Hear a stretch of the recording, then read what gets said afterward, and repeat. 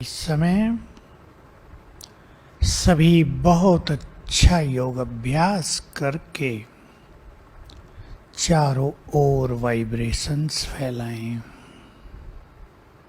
संसार को वाइब्रेशंस की बहुत बहुत जरूरत है। 20 साल पहले बाबा ने कहा था, इस संसार को तुम्हारे वाइब्रेशंस की 3 बार बोला था, बहुत बहुत बहुत जरूरत है।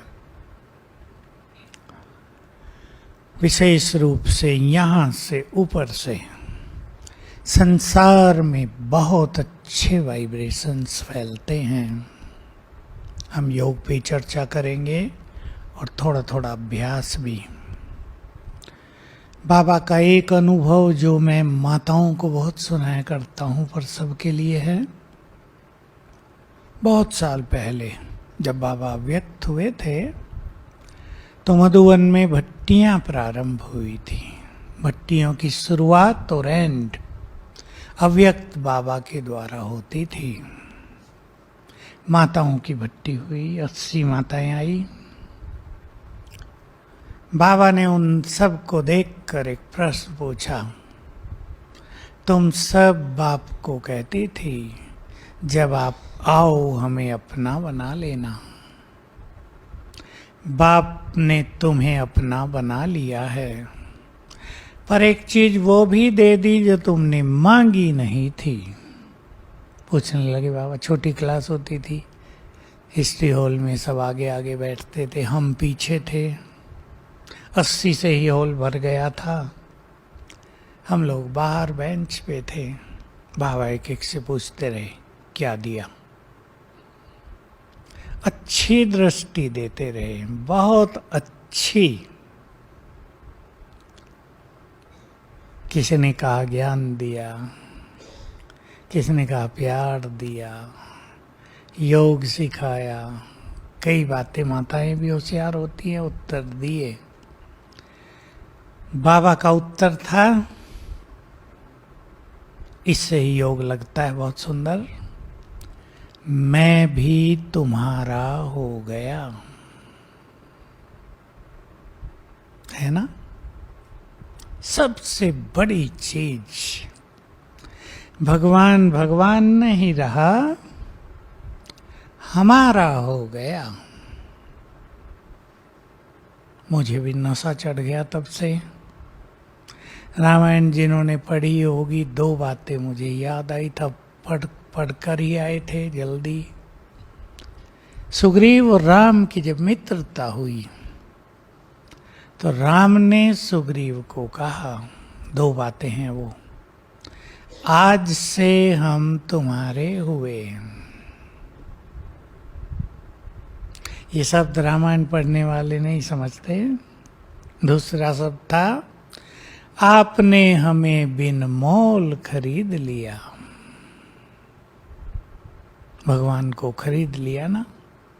बाबा की मुरलियों पर अगर हम ध्यान दें, साकार मुरली रोज भी, उसमें बाबा बहुत अपनापन देते हैं। मैं तुम्हारा हूं ये फीलिंग देते हैं। अब भगवान नहीं, वो दूर की बात नहीं, डरने की बात नहीं, वो हमारा है। ये नशा हमारे मन को शांत कर देता है, योग युक्त कर देता है। दूसरी चीज, ज्ञान सरोवर में सबसे अच्छा एकांत है। पांडव वन में भी नहीं रहा, बाहर भी घूमने जाओ तो भीड़ ही भीड़ मिलेगी। वहां भी आने वाले सारे दिन हजारों। ज्ञान सरोवर में एकांत है। एकांत लेकर स्वयं से बातें करना, ये आवश्यक है योग युक्त होने के लिए। अच्छी बातें सब स्वयं से करेंगे, आत्मचिंतन। और ज्ञान सरोवर वाले जो भी बैठे हैं वो तो लिखा करें, क्यों बाबा के पास आए हैं, क्यों ये महान त्याग किया है? महान त्याग है, छोटा नहीं। कईयों को अपने इस महान त्याग का पता नहीं होता। भाई एक घर से आए, यहां आ गए, छोड़ा क्या? ठीक है, वहां भी काम करते थे, यहां भी कर रहे हैं। सबसे बड़ा त्याग, बोलो, बोलना भी है। दलीप बोल दो। हाँ, आपने तो ज्यादा आगे की बात कर दी। ये तो है, मैंपन को जो छोड़ दे वो तो विजयी रतन। लेकिन मैंपन की सूक्ष्मता को सभी नहीं समझते। विकारों का त्याग करना बहुत बड़ा त्याग है, जिसको छोड़कर सभी कुमार बाबा के पास समर्पित हुए। समर्पित होना दूसरी बहुत बड़ी चीज। ये संकल्प सभी को नहीं आता। मैं आया एक अनुभव सुना दूं। तब मधुबन में थोड़े से भाई थे, वो भी कोई ऐसे नहीं थे जो ज्ञान योग करते हों, तो मुरली में बहुत कम आते थे। मुझे थोड़ा खराब लगा तो योग टूटा। 2-4 दिन में ही मुझे पता नहीं कहाँ से, मुझे याद नहीं, एक सुंदर बात मिली। उसने मेरे जीवन को फिर से बदल दिया। ये हफ्ते की बात होगी सारी, कि ये जो सब हैं, ये सब महान आत्माएं हैं। इन्होंने भगवान को पहचान लिया। पहली महानता, छोटी बात नहीं है। भगवान को जान लिया, उसके सत्य ज्ञान को पा लिया। बड़े बड़े ऋषि मुनि, महामंडलेश्वर, शंकराचार्य भी नहीं जानते। मैं छोटी सी बात कहा करता हूं, बहुतों को आप में से भी नहीं पता।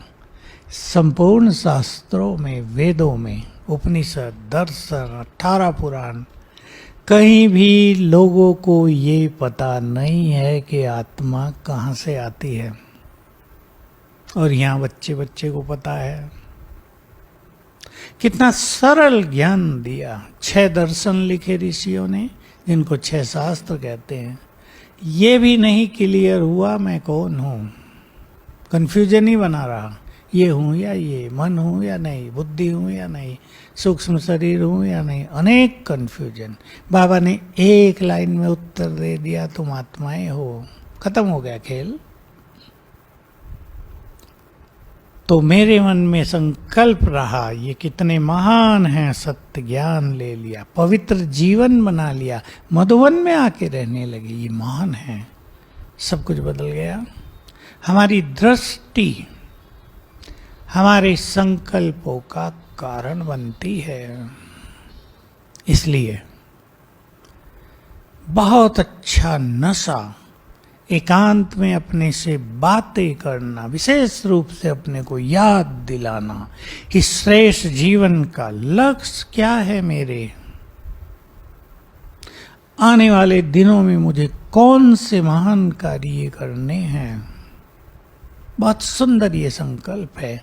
अपने कार्यों की स्मृति अपने को दिलाना, ये अपने पुरुषार्थ में लिफ्ट देने की बात है।